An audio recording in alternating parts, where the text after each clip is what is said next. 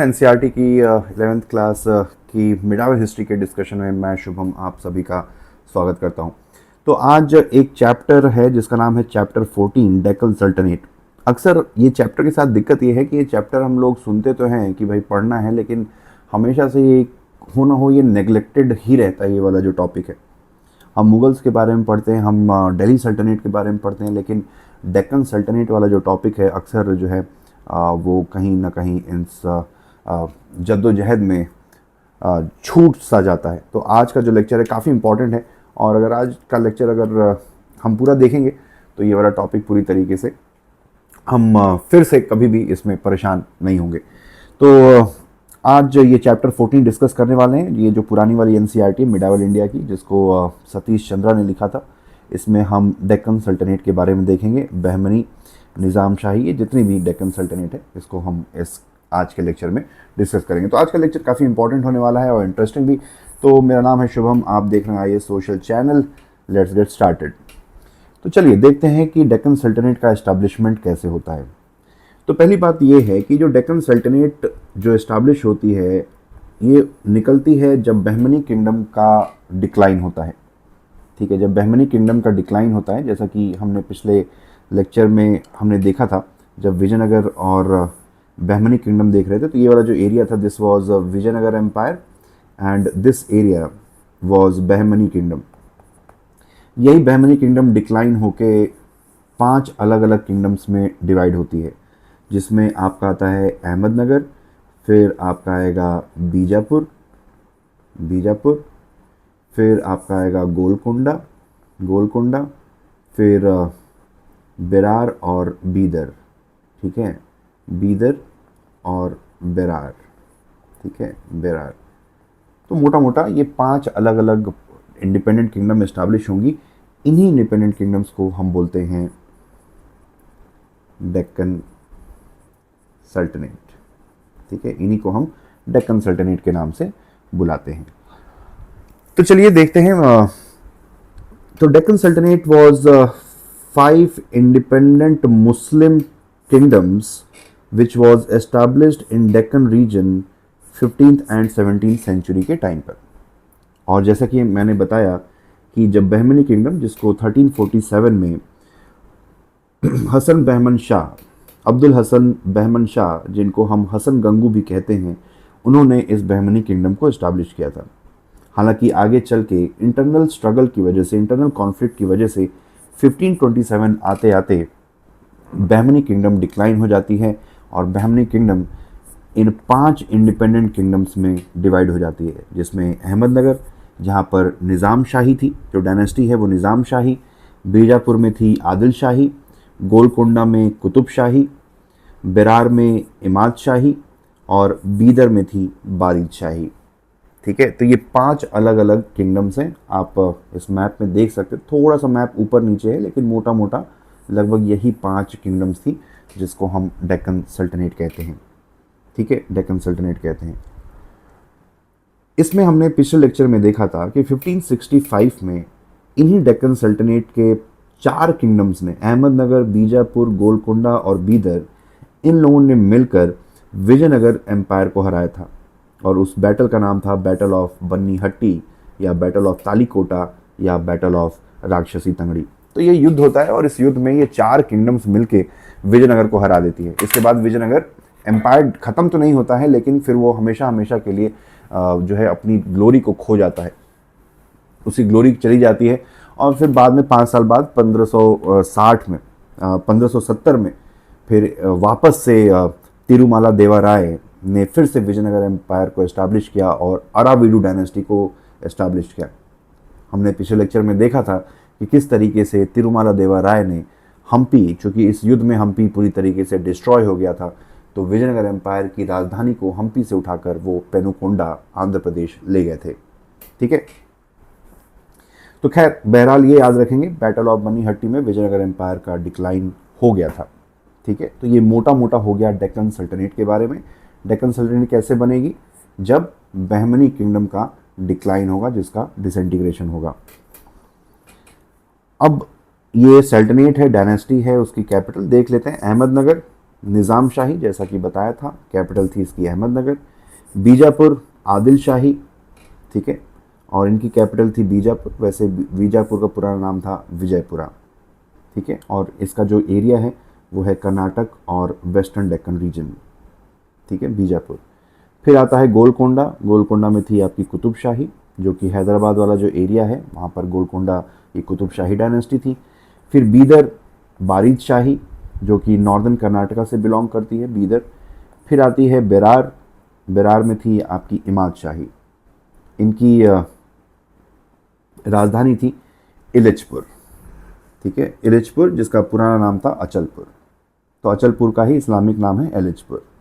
तो ये बेसिकली 5 अलग अलग किंगडम्स हैं, आप यहाँ पर मैप में देख सकते हैं। ये है अहमदनगर, ये हो गया बेरार हो गया, फिर आपका ये हो गया बीदर, ठीक है। ये छोटा सा, माफ़ कीजिएगा, ये छोटा सा जो एरिया है, this small kingdom is Bidar. फिर ये बड़ा सा जो किंगडम है गोलकोंडा, फिर ये हो गया बीजापुर। तो वैसे देखा जाए तो 5 है, लेकिन मेन इसमें है आपकी अहमदनगर, बीजापुर और गोलकोंडा, ठीक। 3 ये मेन है, बाकी के 2 हैं, उनका इतना ज़्यादा काम नहीं है, ठीक है। तो जैसा मैंने बताया कि इनमें से पांचों में से सबसे जो पावरफुल थी वो थी अहमदनगर, बीजापुर और गोलकोंडा, ठीक है। और निज़ाम शाही, जो कि अहमदनगर के रूलर्स थे, वो अपने आप को काफ़ी महान, बाकी लोगों से काफ़ी महान समझते थे। और उनके इस महान समझने के पीछे जो वजह थी, क्योंकि वो बहमनी किंग्स के डिसेंडेंट्स थे, ठीक है। जो बहमनी राजा हुआ करते थे उनके डायरेक्ट डिसेंडेंट्स थे निज़ाम शाही के, अहमदनगर के राजा। इस वजह से अहमदनगर का जो था, अहमदनगर हमेशा से बाकी डेक्कन सुल्तानों से, बाकी डेक्कन किंगडम से अपने आप को सुपीरियर मानता था। अगर मुगलों के डेक्कन में एक्सपेंशन की अगर हम बात करें तो अकबर ने बहुत ज़्यादा डेक्कन के ऊपर एम्फसाइज नहीं किया, ठीक है। अकबर ने डेक्कन के ऊपर बहुत ज़्यादा एम्फेसिस नहीं किया, क्योंकि अकबर का जनरली आप देखें तो नॉर्थ इंडिया में और नॉर्थ वेस्टर्न इंडिया में अपने पावर को कंसोलिडेट करने में ही ज़्यादा एनर्जी खर्च हो रही थी। और उन्होंने डेक्कन एरिया में इसलिए भी ज़्यादा अपना इंटरेस्ट नहीं दिखाया, क्योंकि उनको पता था कि इस एरिया को अगर वो लड़ के जीत भी लेंगे तो उसको अपने वश में, अपने कंट्रोल में ज़्यादा समय तक नहीं रख पाएंगे। इस वजह से अकबर ने एक स्ट्रेटेजिक, क्या बोलेंगे, एक स्ट्रेटेजिक डिसीजन था अकबर का कि डेक्कन की पॉलिटिक्स में ज़्यादा इंटरफेयर नहीं करना है, उस एरिया में मुगल डायनेस्टी को एक्सपैंड करने के बारे में नहीं सोचना है। अब इसी में एक एंगल आता है मराठास का। तो मराठास बेसिकली बारगीर्स थे, मतलब मराठा बेसिकली लड़ाके थे। तो मराठास को अलग अलग जो पावर्स थी उस टाइम पे, चाहे मुगल्स हो, चाहे डेक्कन सुल्तान हो, समय समय पर उनको हायर करते रहते थे, अपने साथ मिलाना चाहते थे ताकि वो उनके बिहाफ पे लड़ सकें। तो एक तरीके से वो मर्सनरी सोल्जर्स आप कह सकते हैं कि मराठास एक तरीके से लड़ाका कौम थी। तो जितने भी डेक्कन सुल्तान थे मराठाओं को अपने साइड में मिलाना चाहते थे ताकि दूसरे सुल्तान को हराया जा सके या समय आने पर मुगलों से भी लोहा लिया जा सके। कई जगहों पर मराठाओं के पास जागीर भी थी, इस वजह से कई एरियाज में मराठा जो है जागीरदार भी हुआ करते थे। और इन्हीं मराठाज ने अपना मिलिट्री सपोर्ट दिया था बहमनी किंगडम को भी, और जब समय आया तो डेक्कन सुल्तानों को भी। और उसके बदले में उनको समय समय पे कंसेशंस, चाहे पैसा, रुपया, जागीर, ये सब मराठाओं को मिलती रहती थी, ठीक है, ये सब मराठाओं को मिलती रहती थी। अब बात आती है एंट्री ऑफ मुगल्स इन डेक्कन। तो देखा जाए नॉर्थ को पूरी तरीके से कब्जा करने के बाद मुगलों का जो फोकस है धीरे धीरे फिर साउथ इंडिया पे शिफ्ट होना शुरू हुआ। अकबर ने सोचा तो जरूर कि डेक्कन एरिया में मुगल एम्पायर को एक्सपैंड किया जाए, लेकिन Akbar unfortunately north western frontiers में फंस गया। नॉर्थ वेस्टर्न फ्रंटियर से अफगानों और जितने भी ये जो लड़ाका ट्राइब्स हैं उनका दिल्ली के ऊपर हमला होते रहता था। तो इसी चक्कर में अगर आप देखें, जो अकबर के सबसे अच्छे दोस्त थे बीरबल की भी मौत अफगानों से लड़ते हुए हो गई थी। तो इन्हीं अफगानों से लड़ने की वजह से अकबर कभी भी डेक्कन में अपने किंगडम को एक्सपैंड करने के बारे में सपना तो देखा, लेकिन कभी सपने को पूरा नहीं कर पाए। वहीं पर जो डेक्कन किंगडम्स थी, ठीक है, वो भी उनके अपने इंटरनल स्ट्राइफ में फंसी हुई थी। जो वहाँ के जो लोकल नोबिलिटी थी, जो इंडिया की जो नोबिलिटी, जितने भी नोबल जो इंडियंस थे, उनको दक्खिनीज कहा जाता था, दक्खिनी या डेक्कनीज। और जो फॉरेनर नोबल्स थे उनको अफाकीज कहा जाता था। तो इन्हीं डेक्कनीज और अफाकीज के बीच में वन मैन अपमैनशिप, अपनी सुप्रीमेसी को एस्टैब्लिश करने की एक जद्दोजहद चल रही थी। और अक्सर ये एक दूसरे को हराने के चक्कर में राज्य का नुकसान कर बैठ रहे थे। और इन्हीं के इंटरनल स्ट्राइफ की वजह से डेक्कन सल्तनत जो थी वो अंदर से एक तरीके से खोखली होती जा रही थी। फिर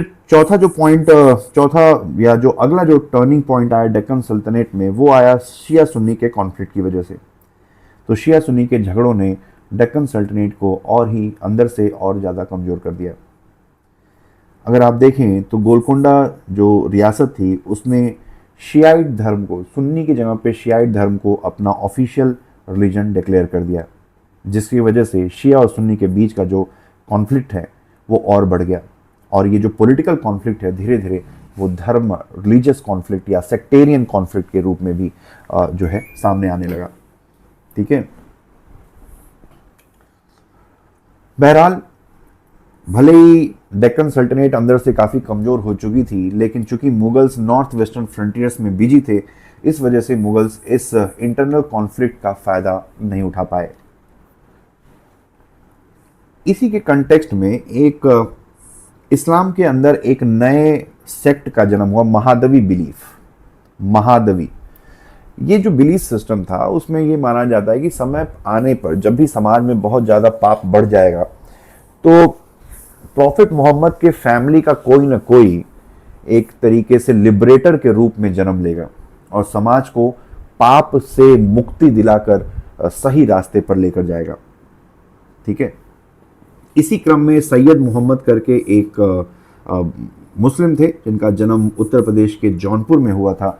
उन्होंने अपने आप को महादी डिक्लेयर कर दिया था। उन्होंने ये डिक्लेयर किया था कि वो प्रॉफिट मोहम्मद की ही फैमिली से बिलोंग करते हैं और उन्होंने समाज को बचाने के लिए, ठीक है, समाज को पाप से बचाने के लिए उन्होंने जन्म लिया है। पर ये जो महादी बिलीफ है, ठीक है, ये जो महादवी बिलीफ है, ये ऑर्थोडॉक्स जो सुन्नी मुस्लिम थे उनको कतई पसंद नहीं था। ठीक है, उनका ऐसा मानना था कि प्रॉफिट मोहम्मद, क्योंकि जो ऑर्थोडॉक्स सुन्नी इस्लाम है वो ये मानता है कि prophet Muhammad was the last messenger of Allah. ठीक है, लेकिन महादवी जो बिलीफ है ये इस फंडामेंटल आइडिया को कॉन्ट्राडिक्ट करता है। एक तरीके से महादी ये भी कहता, मतलब आप देखें तो इनडायरेक्टली महादी कहता है कि भाई मैं भी मैसेंजर हूँ। महादवी बिलीफ ये कहता है समय समय पे अल्लाह के मैसेंजर आते रहेंगे, यानी कि prophet Muhammad was not the last messenger. तो ये ऑर्थोडॉक्स इस्लाम की बिलीफ को कॉन्ट्राडिक्ट करता है। इस वजह से जो ऑर्थोडॉक्स सुन्नी इस्लाम को फॉलो करने वाले थे वो महादवी बिलीफ को काफ़ी ज़्यादा क्रिटिसाइज करते थे। इसी टाइम पर अकबर ने सुल्ले कुल करके एक रिलीजियस आइडिया है, एक रिलीजियस डॉक्ट्राइन है, सुल्ले कुल यानी यूनिवर्सल पीस, ये नई डॉक्ट्राइन को अडॉप्ट किया। क्योंकि उस टाइम पे हिंदू मुसलमान के बीच में इस्लाम के अंदर शिया सुन्नी का कॉन्फ्लिक्ट हो रहा था। ठीक है, फिर बहुत ज़्यादा सेक्टेरियन कॉन्फ्लिक्ट बढ़ गया था। तो लोगों को साथ में लाने के लिए, इस कॉन्फ्लिक्ट को दूर करने के लिए और मुगल पावर को, क्योंकि अगर मान लीजिए कि आपके राज्य में बहुत ज़्यादा लोग आपस में लड़ रहे हैं तो आप कभी भी सही तरीके से शासन नहीं कर पाएंगे। तो अकबर ने सोशल कोहेजन लाने के लिए, ब्रदरहुड लाने के लिए सुल्ले कुल की डॉक्ट्राइन को प्रोपाउंड किया। सुल्ले कुल यानी यूनिवर्सल पीस। ठीक है, अकबर का यह भी मानना था कि डेक्कन सल्तनत का सपोर्ट बहुत ज़्यादा ज़रूरी है अगर मुगलों को पोर्टुगीज़ से लड़ाई लड़नी है या पोर्टुगीज़ के बढ़ते हुए इन्फ्लुएंस से को अगर काउंटर करना है। तो अकबर के दिमाग में एक क्लियर आइडिया था कि भाई पोर्टुगीज़ काफ़ी पावरफुल हैं और उनको तभी हराया जा सकता है अगर डेक्कन सुल्तानेट का या डेक्कन सुल्तानों का सपोर्ट मुगलों को हासिल हो।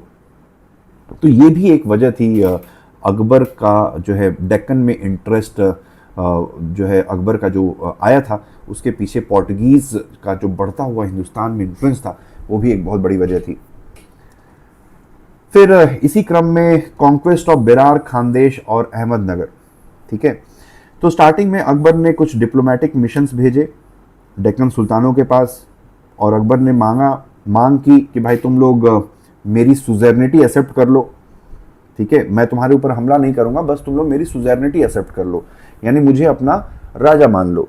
लेकिन डेक्कन सुल्तानों ने मुगलों के यानी अकबर के इस दलील को, इस ऑर्डर को कह लीजिए या रिक्वेस्ट को पूरी तरीके से डिक्लाइन कर दिया। ठीक है, फिर यहीं पर होता यूं है कि अहमदनगर के राजा थे बुरहान।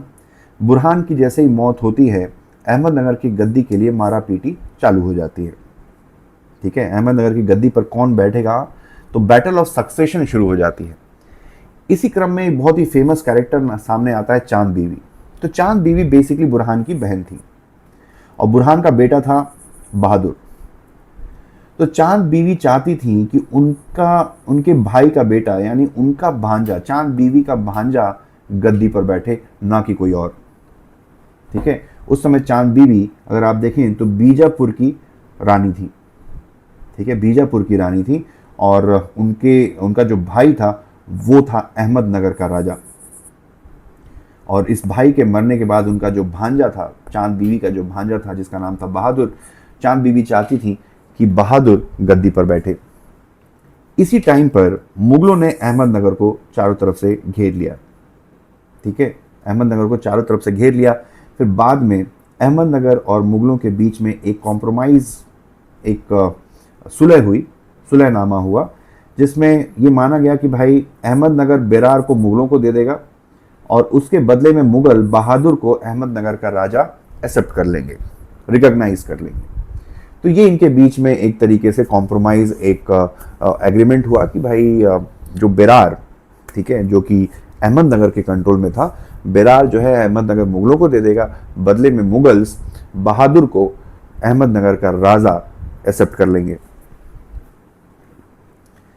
लेकिन जैसे ही बेरार मुगलों के पास गया, बाकी जितने डेक्कन सुल्तान्स थे वो काफ़ी ज़्यादा अलार्म्ड हो गए, चौकन्ने हो गए, क्योंकि उनको ऐसा लगा कि जब बेरार नामक एरिया में मुगलों का कब्जा हो जाएगा तो मुगलों को एक तरीके से लॉन्च पैड मिल जाएगा, जहाँ पे मुगल अपनी सेना रखकर धीरे धीरे डेक्कन के ऊपर अपना पूरा कब्जा जमाते चले जाएंगे।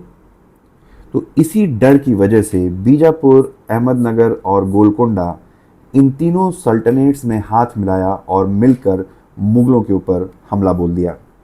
हालांकि मुगल्स बहुत पावरफुल थे, इन तीनों सुल्तानों की, इन तीनों सल्तनेट्स की इस युद्ध में हार हुई।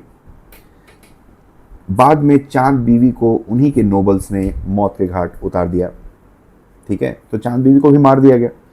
और चांद बीवी के मरने के बाद आप देखें तो मुगल्स ने अहमदनगर के ऊपर कब्जा जमा लिया और बहादुर शाह जो उसके राजा थे उनको कब्जा कर लिया, उनको बंदी बना लिया। अब लग रहा था कि अहमदनगर पूरी तरीके से मुगलों के कब्जे में चला जाएगा, लेकिन उसी टाइम पर राइज हुआ एक बहुत ही मिटियोरिक पर्सनालिटी का, जिनका नाम था मलिक अंबर। तो मलिक अंबर बेसिकली एक इथोपियन स्लेव थे। ठीक है, इथोपियन स्लेव था मलिक अंबर, और उसने क्या किया कि उस टाइम पे कोई राजा था नहीं, क्योंकि बहादुर शाह को कैप्चर कर लिया गया था। तो उसने निज़ाम शाही डायनेस्टी से ही किसी एक राजकुमार को पकड़ा और उसको राजा, उसका कोरोनेशन कर दिया। ठीक है, उसका कोरोनेशन कर दिया, उसको ताज पर, उसकी ताजपोशी कर दी, और बदले में राजा ने इस इथोपियन स्लेव को अपना पेशवा यानी कि अपना प्राइम मिनिस्टर डिक्लेयर कर दिया, अपॉइंट कर दिया। ठीक है, फिर प्राइम मिनिस्टर बनने के बाद मलिक अंबर ने मराठाओं के साथ हाथ मिलाया ताकि मुगलों से लड़ा जा सके। ठीक है, और अकबर की मौत के बाद मुगलों को पूरे डेक्कन से खदेड़ने का काम मलिक अंबर ने किया। तो जो मुगल्स काफ़ी धीरे धीरे स्ट्रांग होते जा रहे थे, ठीक है, बेरार उनके कब्जे में आ गया था, ऑलमोस्ट अहमदनगर उनके कब्जे में आ गया था। ठीक है, तो इन मुगलों को खदेड़ने का, डेक्कन एरिया से खदेड़ने का काम किया मलिक अंबर ने। ठीक है, और इस मुहिम में, मलिक अंबर की इस मुहिम में उनका सपोर्ट किया था बीजापुर ने। क्योंकि बीजापुर चाहता था कि अहमदनगर जिंदा रहे, और अहमदनगर जब तक जिंदा रहेगा तो बीजापुर और मुगलों के बीच में बफर स्टेट का काम करेगा। ठीक है, नहीं तो अगर अहमदनगर फेल हो जाएगा तो बीजापुर को पता था कि अगला नंबर उन्हीं का है, तो वो कभी चाहते नहीं थे कि अहमदनगर कभी भी मुगलों के कब्जे में आए। इस वजह से इस चक्कर में बीजापुर ने मलिक अंबर का साथ दिया मुगलों को हराने में। बाद में अपनी सक्सेस के बाद अगर आप मलिक अंबर के बारे में देखें तो काफ़ी एरोगेंट हो गए और मुगलों माफ़ कीजिएगा मराठाओं के साथ काफ़ी बदतमीजी से पेश आने लगे, और जिसकी वजह से धीरे धीरे मराठाज मलिक अंबर से कटने लगे। और इस सिचुएशन का फ़ायदा उठाया अब्दुल रहीम खान खान, जो कि मुगलों के वॉइसरॉय थे दक्कन एरिया में। अब्दुल रहीम खान खान, वही रहीम के दोहे जो हम पढ़ते हैं, वो उस समय जो है दक्कन एरिया का चार्ज उनके पास था। तो उन्होंने इस स्थिति को भांप लिया, इस सिचुएशन को भांप लिया कि भाई मलिक अंबर के पास जो मराठाओं का सपोर्ट था वो मलिक अंबर के पास नहीं है। और इस स्थिति को भांपते हुए उन्होंने, ठीक है, उन्होंने अब्दुल रहीम खान खान ने अहमदनगर, गोलकोंडा और बीजापुर, इन तीनों किंगडम्स को, तीनों ही सल्तनत को एक युद्ध में हरा दिया। और इस युद्ध में हारने के बाद जो यूनिटी थी, डेक्कन सुल्तानों के बीच में जो यूनिटी थी, वो पूरी तरीके से ख़त्म हो गई और इनके बीच में आपसी कलह, आपस में इन फाइटिंग शुरू हो गई। ठीक है, चलिए थोड़ा सा मलिक अंबर के बारे में देख लेते हैं। तो मलिक अंबर, इनका पूरा नाम मलिक अंबर था, जन्म हुआ था 1548 में इथोपिया में, और इनका डेथ होती है 1626 में। और he served as a Peshwa in Ahmadnagar सल्तनत।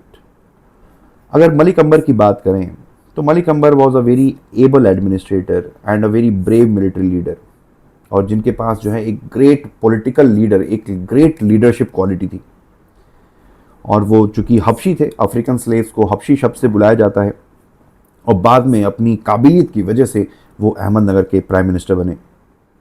और निज़ाम शाही सुल्तान के बिहाफ पे उन्होंने एक तरीके से, अगर आप देखें तो थ्योरेटिकली जो राजा होते थे वो निज़ाम शाही कोई राजा होता था, लेकिन जो डिफेक्टो रूलर थे वो मलिक अंबर ही थे। और मलिक अंबर की वजह से ही अगर आप देखें तो अहमदनगर ने मुगलों को अहमदनगर से बाहर खदेड़ फेंका था। ठीक है, अगर उनके कंट्रीब्यूशन की बात करें तो he was a great military leader, ठीक है, जिन्होंने गुरिल्ला वॉरफेयर का इस्तेमाल करते हुए मुगलों को हराया था। फिर उन्होंने रेवेन्यू एडमिनिस्ट्रेशन में भी काफ़ी ज़्यादा रिफॉर्म किए। ठीक है, रेवेन्यू एडमिनिस्ट्रेशन में भी रिफॉर्म किए, जहाँ पे अगर आप देखें लैंड रेवेन्यू को उन्होंने स्ट्रेटेजाइज किया, लैंड मेजरमेंट का सिस्टम इंट्रोड्यूस किया, रेवेन्यू डिमांड और रेगुलर कलेक्शन कैसे करें। तो बेसिकली मोटा मोटा रेवेन्यू कलेक्शन जो सिस्टम है उसको बहुत अच्छे तरीके से रिफॉर्म किया, क्योंकि उनको पता था कि बिना पैसे के आप युद्ध नहीं लड़ सकते हैं। तो अगर मुगलों को हराना है तो रेवेन्यू सिस्टम को स्ट्रीमलाइन करना ज़रूरी है। इसी चक्कर में उन्होंने इरिगेशन और एग्रीकल्चर के ऊपर भी काफ़ी फोकस किया। उन्होंने एक टैंक बनवाया जिसका नाम था अंबारी टैंक, जो कि अहमदनगर में लोकेटेड है। फिर औरंगाबाद शहर को एस्टैब्लिश करने का काम मलिक अंबर ने किया था, very important. Malik Ambar was the one who established the city of Aurangabad. उस समय उसका नाम था खड़की, बाद में औरंगजेब के टाइम पर इसका नाम हो जाएगा औरंगाबाद। तो इस शहर का नाम था खड़की, बाद में औरंगजेब के टाइम पे इसका नाम हो जाएगा औरंगाबाद। और इसी शहर का अभी नाम कुछ सालों पहले बदला है, और बीजेपी ने फिर इसका नाम औरंगाबाद से कर दिया है छत्रपति संभाजी महाराज। ठीक है, चलिए अब मुगल अंदर शाहजहां देखते हैं। तो शाहजहां अगर आप देखें तो राजा बनने से पहले शाहजहां डेक्कन पॉलिटिक्स में काफ़ी ज़्यादा, मतलब एक तरीके से डेक्कन एरिया का जो है शाहजहां के पास चार्ज था डेक्कन एरिया का, और उनको काफ़ी ज़्यादा डेक्कन पॉलिटिक्स में इंटरेस्ट भी था। और इसी वजह से राजा बनने के बाद उन्होंने सबसे पहले अहमदनगर के ऊपर अपना कब्जा जमाने का सोचा, और इसी चक्कर में शाहजहां ने गेम खेला। उन्होंने बीजापुर और मराठाओं को अपने साथ मिला लिया। ठीक है, तो बीजापुर और मराठाओं को अपने साथ मिलाने के बाद अहमदनगर की शक्ति काफ़ी ज़्यादा कम हो गई, और फाइनली अहमदनगर को मुगलों ने कब्जे में ले लिया। तो कभी अगर ऐसा सवाल आएगा कि किस राजा ने अहमदनगर को कैप्चर किया था, which Mughal ruler finally captured and annexed Ahmadnagar, तो जवाब होगा शाहजहां। ठीक है, बाद में चूंकि अब अहमदनगर मुगलों के हाथ में चला गया था, तो बीजापुर और गोलकोंडा ने एक्सेप्ट कर लिया कि भाई अब मुगलों से लड़ने का कोई फ़ायदा नहीं, इस युद्ध को अब ये जीत नहीं पाएंगे। और फाइनली उन लोगों ने मुगल सुजर्निटी एक्सेप्ट कर ली। तो अकबर ने सुजर्निटी एक्सेप्ट करने की मुहिम शुरू करी थी। वो उस टाइम पर चूंकि डेक्कन सुल्तान काफ़ी मजबूत थे, इस वजह से उन्होंने एक्सेप्ट नहीं किया। लेकिन जब अहमदनगर का फॉल हुआ, जब अहमदनगर के ऊपर मुगलों का कब्जा हुआ, तो फाइनली बीजापुर और गोलकोंडा के सुल्तानों को ये बात समझ में आ गई कि मुगलों को अब वो हरा नहीं सकते। अगर वो सुजर्निटी एक्सेप्ट नहीं करेंगे तो उनका भी हाल अहमदनगर जैसा ही होगा।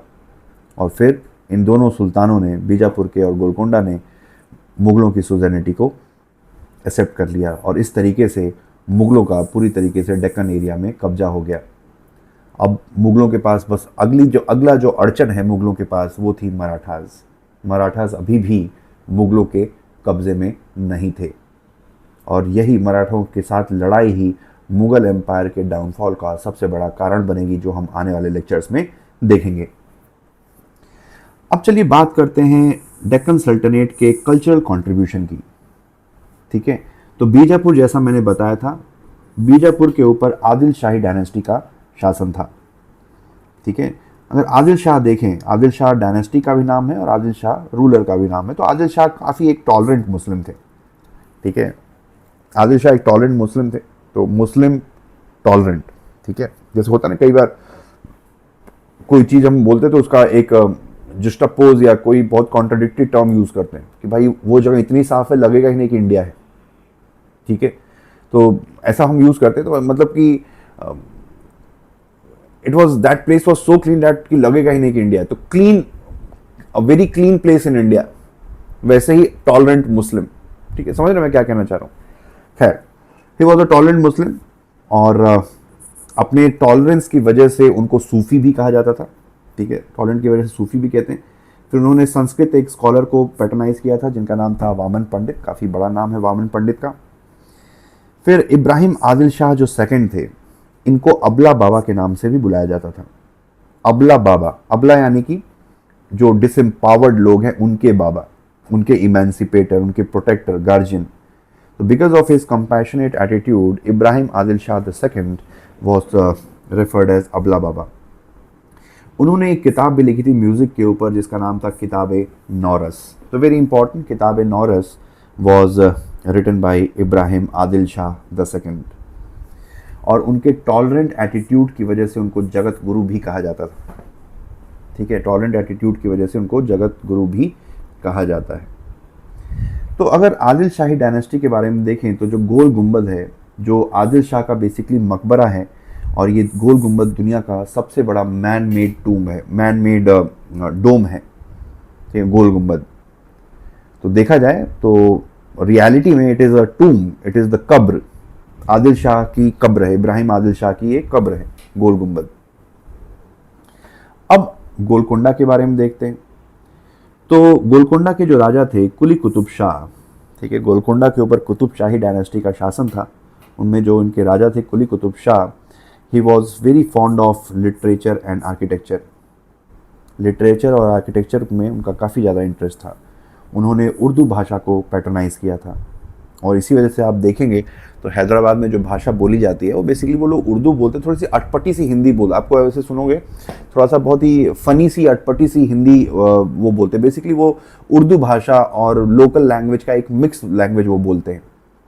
तो उर्दू आंध्र प्रदेश में कैसे गई, हैदराबाद में उर्दू इतनी फेमस कैसे हुई, हैदराबाद के लोग हिंदी क्यों बोलते हैं, हिंदी बेसिकली हिंदवी कह लीजिए या उर्दू क्यों बोलते हैं, उसके पीछे यही वजह है कि जो गोलकोंडा के जो कुतुब शाही जो डायनेस्टी के राजा थे, जो सुल्तान थे, उन्होंने उर्दू को पैटर्नाइज किया। फिर उन्होंने चार मीनार को भी कंस्ट्रक्ट कराया था 1592 में। ठीक है, चार मीनार, ऐसा माना जाता है कि जब हैदराबाद में प्लेग फैला था और जब प्लेग हैदराबाद से ख़त्म हुआ तो इसी इवेंट को कमेमोरेट करने के लिए उन्होंने चार मीनार का कंस्ट्रक्शन करवाया था।